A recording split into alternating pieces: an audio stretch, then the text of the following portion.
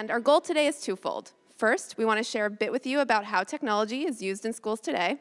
And second, we want to make sure that you know how to make the most of that technology while you're working with your kids. So, we're going to divide our time today into 3 sections. First, I'll give an overview of Google for Education products and how you can use them with your kids at home. I'll then pass it off to Adnan and Phil, who will give their perspectives as educators in the industry. And then we'll cap it off with a panel and a Q&A with all of you. So speaking of Q&A, if you haven't checked it out yet, highly recommend you check out the Dory Q&A feature inside of the Next app. If you open up the app, you should be able to find our session, tap on the Dory Q&A option, and you can add questions there for us to answer. If we don't get to them by the time of the panel, we'll make sure to follow up online afterwards. So let's get started. When I wake up in the morning, this is what I think about. I worry about grade school kids learning how to read. I worry about a future botanist being able to pursue her passion no matter where she goes to school. I worry about high school kids and college kids and making sure that they have the tools that they need to pursue those dream careers. Now, you might be wondering, why does this person care so much? Well, I care because over 90 million students and teachers are using G Suite for Education every single month. This means that the decisions that I make and the decisions that my team makes have the potential to fundamentally transform the way that the world learns, transform the way that your kids learn. And we don't take that responsibility lightly at all. In fact, if you take away one thing from this session, I hope it's that you know that when we build products for education, we build them with people in mind, whether those are educators, students, or you folks at home. Now, it's one thing to say that, and it's another thing to put that into practice. I'm not a student anymore, and I don't teach, so how on earth would I possibly know how kids like these experience school every day? Well, the answer is pretty easy. I go on school visits. Along with my teammates, I try to spend as much time as possible out in the field visiting actual schools to get their feedback on Google technology and all technology. What you see here is a photo from a visit that I took to Penn Manor School District, along with a couple of engineers on my team, and we spent a full day there. We visited 3 different schools, and we got direct feedback from students and teachers all the way from kindergarten up through high school. And when we go on these visits, it's not just about getting their feedback on technology. We actually try to experience what it's like to be a student in that school, whether that means standing outside during a fire drill with the school principal, like all the other kids, or sitting down next to a student to understand what kind of encouragement really gets him motivated. And even when we can't be there in person, we make it happen.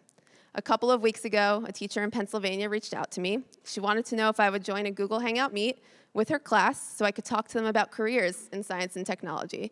And of course, I jumped at the opportunity because it's a lot of fun to talk to kids about tech, but most importantly, it gave me a really great insight into how these kids think about the future. And I got tons of great questions, everything from what kind of technology do you use at home that helps you with your job, to did you study computer science before you got a job at Google? Fun fact, the answer to that one is no. So what happens when these school visits are over? Well, we take what we've learned about real people and we apply it to the products that we build. So let's take a look at a few of those. How many of you have seen one of these before? Okay, good number. If you haven't seen one of these, this is a Chromebook. It's a laptop with a little Chrome logo on the outside. And this is an example of a piece of hardware that we built by thinking about students' needs first. It's extremely lightweight and durable, which means that it can withstand the rough and tumble of being in a kid's backpack all throughout the day. It boots up in less than 10 seconds and has amazing battery life, which means a student can carry it from class to class without having to plug in. And of course, because it's running on the Chrome operating system, all of those Google apps students know and love are available in just a couple of clicks. So again, a great piece of technology that was built with students' needs in mind. Once they're on that Chromebook, or any device really, students and teachers can collaborate with each other in real time or anytime using G Suite for Education. Now, how many of you remember working on a group project when you were back in school? Okay, keep your hand up if working on that group project was incredibly painful. There we go.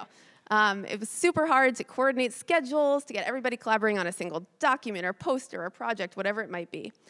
Collaboration lies at the heart of Google's technology, and we wanted to make sure that students had access to that. They could collaborate with one another, edit each other's docs, comment on each other, give each other feedback.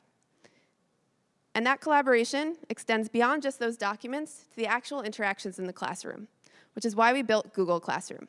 Through Google Classroom, teachers can create classes, they can distribute and collect work, they can grade assignments, they can give direct feedback to students, and they can start discussions and conversations, all within a single platform.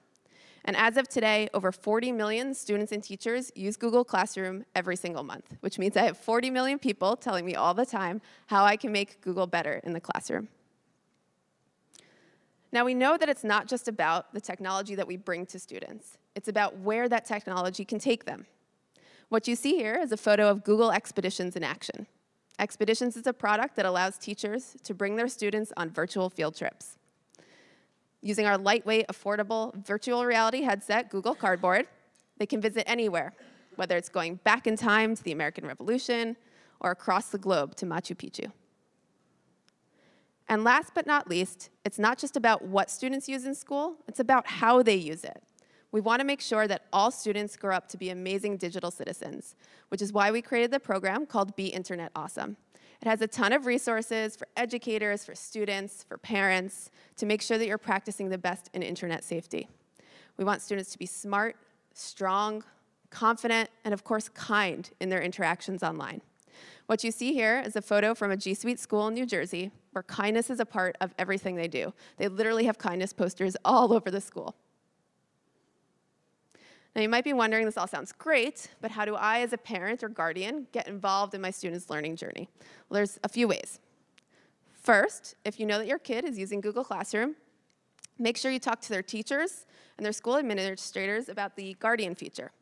Through this feature, you can opt in to receive a daily or weekly email digest of your kid's activity in classroom.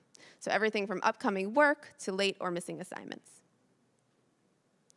And if your school is a G Suite school, encourage the school to consider using Hangouts Meet for parent-teacher conferences. We know that you all have extremely busy lives, and believe it or not, teachers are extremely busy too. So this is a great way to make it both convenient for both sides. Plus, teachers can actually share examples of real student work directly on the screen.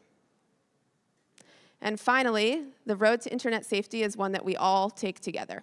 At g.co/beinternetawesome, as a parent or guardian, you can find lots of resources to download and use with your family, including a pledge that you can have the entire family sign to be Internet Awesome. And as I mentioned, again, if you take one thing away from this presentation, it's that when we build these products, we build them with real people in mind. And with that, I'm going to pass it off to Adnan to talk about his perspective working directly in the school. A parent walked into my office and he had a question for me. And so I'm going to pretend to be the parent right now. Adnan, I have this issue. My son, he is totally addicted to technology. He wakes up in the morning, looks at his phone, he's on Instagram, Snapchat. I really don't know what to do. In classes, teachers are telling me that he's really distant and he doesn't participate in class. At the dinner table, he's on his phone. He's looking at his phone all the time. He doesn't make eye contact. Excuse me one sec.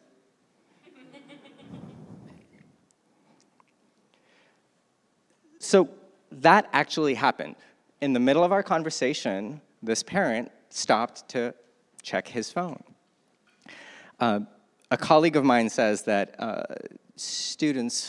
kids will do 20% of what they hear, what they're told to do, and 80% of what they see.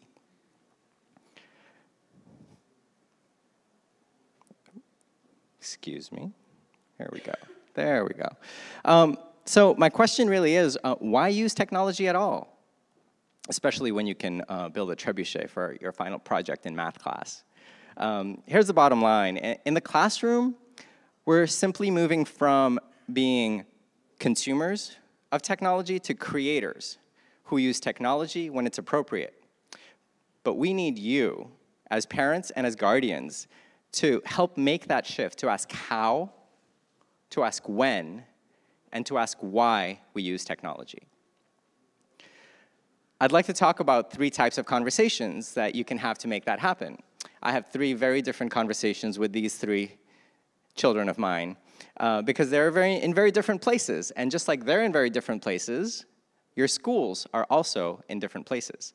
But all of you can have at least one of these conversations. Here's the first one. I went on a school tour, and this teacher who was giving me the school tour said, oh, we have this incredible new technology. We bring it into every single classroom. Our district's got it all over the place. Interactive whiteboards, we're using them in every single classroom. And through conversations, finding out more and more about interactive whiteboards, I was asking her, what are they used for? What are you using them for? How do you use them? What's the purpose? And essentially, they were being used simply just as projectors. The moral of the story is that it's not really enough to have just a piece of technology. As parents and guardians, it's not enough for you to be told that this piece of technology is available. It's much more important to hear, this is what we're doing with the technology. So at a school that I was at, one of the students came up to me. He saw, so there was a place that I had a lot of desktops, old desktops that were stored in this one classroom. On the side, they were just sitting there collecting dust. And one of the students came up to me and said, you know, I'm really interested in taking one of these apart. Can I take this apart? And I was talking to him, and in conversations with him and another colleague of mine, we decided that we'd create a class where we could actually take apart computers. So we called it a deconstruction class. And in that class, we took all of that older technology, we deconstructed it. They built what they called a supercomputer that you can see right here. So it was technology that was just sitting there collecting dust, and we put that older technology to use. We took apart those multiple computers, and then with the best parts, created the supercomputer. At least that's what they termed it. And it actually worked, which was pretty amazing too, without anything in there. So in this class, they built a computer, they created, and at your school, you can move that same conversation from having to doing. So here's the second conversation you might have. Now, this was a school visit that I did where my daughter was going to attend the school. So I was very invested in finding out more about the school. I walked around and I observed this classroom, and there were 25 to 30 students all sitting down, extremely engaged. They had their headphones on, and they were looking at screens. I asked one of them what they were doing, and he said, oh, we're playing learning games. I said, what are you learning? Math and stuff. So not to put down learning through devices, I'm all for that. But there really wasn't much difference between those kids sitting there, disconnected from each other, and that kid and his dad at the dinner table. A lot of consumption, not much creation, and certainly no collaboration. We use technology can lead into, this is why we use technology. At your school, at your children's schools, you can make a difference simply by asking why, and keep asking why until you get an answer that makes sense. And the truth is really that learning doesn't always require technology. I mean, you know, we can build a trebuchet. Okay, the last conversation. Access is important. And Phil is going to talk a little bit more about how affordable access is critical. But that's like saying that everybody in this room has access to the internet, so what? The conversation really needs to be, we access technology with purpose. I was charged with teaching middle school students computer science, and the first few weeks of class, I really wanted to set the tone for the class, and I decided that I wanted specifically to lay down the purpose of what I wanted to do and execute on that purpose. And the purpose was to show them that, 1, learning can happen anywhere. 2, you can learn almost anything that you want to if you're interested enough. And 3, age should not be an obstacle to learning. And with that third one, what we ended up doing is we took, this is 5th, 6th, and 7th graders and 8th graders. We took CS 101 Stanford online. It's a 24-hour total course. We did it in about 6 weeks. Again, CS 101 Stanford. middle schoolers. One of my kids came up to me and said, he's in 6th grade, he said, Adnan, I know a lot of this stuff, can I skip through some of the videos? I said, sure. He finished the course in 3 hours, took the final exam, and got a 93%. 6th grader, Stanford CS 101, full course, 93%. Access, affordable access for everyone should be the baseline condition. And it can open the door to much wider and more critical conversations about educating with purpose. When you go back to your schools, to your children's schools, I really want you to listen. I want you to listen for these 3 conversations that we've talked about. We have technology, we use technology, we have access to technology, and look for a way to shift that conversation to what are we doing with this technology? Why do we use this technology in this case? And what is the purpose of this technology that we're using? I guarantee that that will start to shift people's perspective, and all our kids will be better for it. Thank you. And I'm going to pass it on to Phil. Good afternoon. My name is Phillip DiBartolo. I'm here from Chicago Public Schools. I'm going to walk you through our journey with Google and how it's changed not only our classroom dynamic, but the way that we do our work in a central IT department. I'm here to tell you that the nature of the growth of technology in our district has had an unintended downstream effect that is a slight shot to the CIO ego, and that is 10 years ago, where the central visionary activities for kind of outlining a chart for the future in our district happened from the central IT apparatus. What's happened in the last several years is we've realized that the true visionaries in our district are in the classroom. And our job is to serve as facilitators to make sure that that innovation can continue to grow and we get excitement in the class and students who really look forward to coming in. This means that, we absolutely have to listen to the voices in the classroom, figure out conduits that we can take that in, strategically plan to make sure that we're supporting our teachers. But once we do that, and with this as preamble, I wanted to introduce you to the real CIOs of Chicago Public Schools, our teachers and our students. When I speak with my team, I like to talk about, I draw the analogy that, our true innovators are artists in the classroom, our students and teachers both. So to carry forward that analogy, the job of central IT is to provide them with the canvas and paint by way of equitably distributed, highly accessible technology, bandwidth. We provide the picture frame through acceptable use policies, staff and student digital citizenship curriculum, classroom management tools, and of course, perimeter cybersecurity. But at that point, our job is to stand back and let them paint. Hello, I'm Elena Rosa, and I'm honored to have been nominated as one to watch. Technology has become an integral part of the classroom, but not all screen time is equal. In my 3rd grade classroom, I've made it my mission to convert my students from passive consumers to creative producers. Through the use of various forms of technology, my students have become cinematographers and animators, authors and illustrators, graphic artists and website designers. There's almost never a day that goes by when someone in my classroom isn't producing something creative. And because of this, teaching and learning in our room has drastically changed for the better. The most exciting thing that I've done with technology at my school was to find practical and fun ways to integrate virtual reality and augmented reality into everyday lessons. I've recently hosted a Google Pioneers event at my school, and I've been working to try and bring augmented reality and virtual reality into every classroom. That was Elena Rosa, who is our 2019 Innovator of the Year from Edwards Elementary.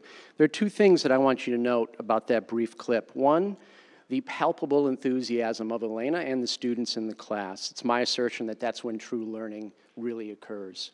Second, and this is a recurring theme that I think you're seeing with all the speakers up here, a true successful technology implementation or application in the classroom absolutely takes students from being a passive consumer to creators. And I would tell the parents in the audience that If you have any sense that that's not occurring in your classroom, that is a failure, and that merits a discussion with your school. It is absolutely critical that we are thoughtful about the implementation of technology. I've heard in a couple of sessions that technology is ubiquitous. I would also argue in the classroom it should be invisible. The technology is not the story. It's what the technology empowers for our students. So let's talk a little bit about the journey that our classroom-driven visionaries have taken us on. Inception was 2011 with Google, and this was central office driven. We replaced our former messaging client with Gmail. It's an important point because it's allowed us to save about $1.6 million per annum, and that's money that we're able to funnel back into the classroom. So that's something we're very proud of and is really nothing short of a moral imperative. There's a lot to unpack on this slide, and quite frankly, Britt, the thing that keeps me up at night are the 70 million documents on G Drive, right? So we'll talk a little about that in a minute. But 2015, Google Classroom, a very interesting thing happened in our district after we rolled out the G Suite. At that time, we did not have a de facto standard for a learning management system. In fact, today we have not yet defined what our go-forward strategy will be longer term. But very shortly after we rolled these tools out, our help desk started to get lots of calls from teachers who wanted to know how to set up Classroom to improve collaboration with students. So it was at that point that we realized our job in this was really to help classrooms execute. I believe there's a quote credited to Thomas Edison, "Vision without execution is hallucination." So our job is to help schools, teachers, execute.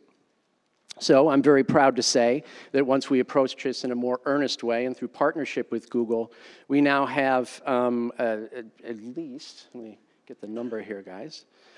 We have 137,000 30-day student actives in Google Classroom at last check. That's something we're very proud of.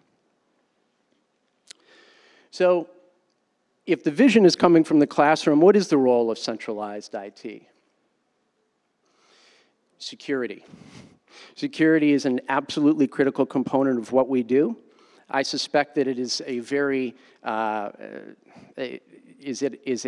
budget item on every single K-12 CIO's list. But I'm here to tell you that this isn't a destination for us. This requires constant vigilance, constant attention. There is no finish line to ensuring that there's proper cybersecurity. I will also go on to tell you that it's not really the perimeter security and the hardcore tech that is the key or the secret sauce here. It's making sure that we have trained staff, trained students, and they understand the table stakes in ensuring that we're adhering to the regulatory standards that require us to keep student information confidential. Second, and this is a very big piece of what we do, ensure the equitable distribution of technology. This is as important as anything you can do in a large urban district. As you saw on the previous slide, we passed 200,000 Chromebooks last year. We're at about 220 right now. The Chromebook has been a game changer for us in a couple of respects. First of all, it allows us to maximize our dollar. The price point is tough to beat, and it's allowed us to get devices into the hands of more students as we drive relentlessly to get to a one-to-one ratio in every one of our schools. More importantly, however, particularly in economically depressed neighborhoods, what we've seen happen is the intuitive nature of these devices have really lowered the barrier to entry for students who might not have the benefit of computing or internet resources at home. So in that sense, it kind of levels the playing field and really takes a fair amount of the intimidation, away from students who might not have a leg up as some other students who might be have greater access to technology. Finally, recognize centers of excellence in classroom practice and provide opportunities for cross-pollination. As I've stated previously, our true innovators are our teachers, so what we've had to figure out a way to do is find out how to create collaboration opportunities for our teachers so they can share practice and effectively raise the bar for all of our students. We have done a few things there. We obviously have a couple of big events. We have a Tech Talk event where we invite people from every school to come in and share practice. But the thing that is our kind of our banner event is our GooglePalooza extravaganza. What you can see on screen is that there are a wide variety of different courses that are taught. We're very proud of this program because the majority of classes are taught by teachers for teachers. We have about 1,500 to 2,000 educators, IT staff, and Googlers that join us. Classes range from beginner, intermediate, and advanced levels. But in all cases, technology is a support. It's the people that make this happen. And if I could leave you with anything today, it's that. Just throwing devices in a room isn't going to do it. You have to ensure that every single person that deals with your children at a school is converged around a unifying vision for what education needs to look like. Or else it's just tech for tech's sake, and they're certainly not going to be able to paint. Thanks so much, Adnan and Phil. You offered really great perspectives. One thing I wanted to ask you, given that we have a room full of parents and guardians, is, we've given them lots of charters to go back to their schools, right, and affect change if they think they need to. What advice would you actually give parents and guardians if they wanted to influence or advocate for a certain technology in their children's school? So I think, again, part of what we were talking about is like, what is the purpose of technology? Why is the technology there? And if the technology is not serving a purpose, frankly, I think that maybe it's not even required. So again, getting down to that question of what is the purpose, what is the learning that is happening, why are we doing this, why are we here? Those are the questions I would start with. For me, it's never really a product conversation. In my role, it's important to be, kind of partner agnostic. But if I were to offer recommendations to parents, I would say familiarize yourselves with the regulatory requirements that your school has to uphold, whether, it's the Family Education Rights Privacy Act, or any number of other local items that, might be subject to review. I would also ensure, again, when you're looking at how technology is used in the classroom, make sure that, again, I go back to being a passive consumer to a producer. It is so vitally important. But again, familiarize yourselves with your rights, your students' rights, and make sure that the appropriate protections are put into place. From where I sit, it's a tightrope, right? We want to provide a secure environment, but we don't want to stifle creativity or innovation. And this is it's a tough line to walk. So, I would encourage you to communicate with your schools and find out how they're going about that journey and what you can do to possibly support it. Great, thank you so much. Another question, we threw out some pretty big words, things like digital citizenship, security. Can we unpack those a little bit more and sort of explain to the audience what those actually mean in practice? Sure, I'll tackle the citizenship portion of this. And for me, citizenship, so I'm the director of technology at Lake Wilmerding High School, and our mission statement starts off, we're a private school with a public purpose. And citizenship, I think, for me, really comes down to what is it that you're doing in the classroom, and how does that impact your community, and what is the work that you're doing that you're going to take out there. So not necessarily just the things that you're doing on a device, but also how you interact with people. And that extends to the virtual world as well as the physical world. So I'll take the security part of that. Security is a multi-tiered, multi-level initiative for us. I can tell you that for me, the greatest exposure and concern is continued education for all of our staff. We can put all of the protections in place that we want by way of kind of technical perimeter security, but it's really about practice. It's really making sure that people understand the table stakes for the data that they're dealing with. And quite honestly, it's really very rarely about intent. I can speak, to some disclosures that we've had in my district that were well publicized. It was never about a bad actor. It was about someone who simply didn't understand how to use the tool or how to properly share potentially a sensitive document. So, I very rarely look at staff in that case. It's really need to hold up a mirror and see what we're doing wrong and what we need to do to empower folks to do things the right way. But again, it's more, I would say that if you talk to other CIOs, they may share a similar viewpoint, that it's really more about the practice in terms of the primary exposure than it is about the tech. So that brings up a good point, which is once parents and guardians become educated on these best practices, what are best practices for them to sort of bring up those conversations with their kids? How can they start those conversations at home? It's a great question. Again, I think the first piece is to educate yourselves on the tools that your students are using. Certainly that will give you the appropriate context to ask the right questions. Certainly I wouldn't advocate leaving a presentation like this, walking straight into a classroom and having that talk. It takes a little bit of R&D on your part so you can have a thoughtful conversation with your educators, many of whom are just as deeply concerned about ensuring that their students have a safe place to work.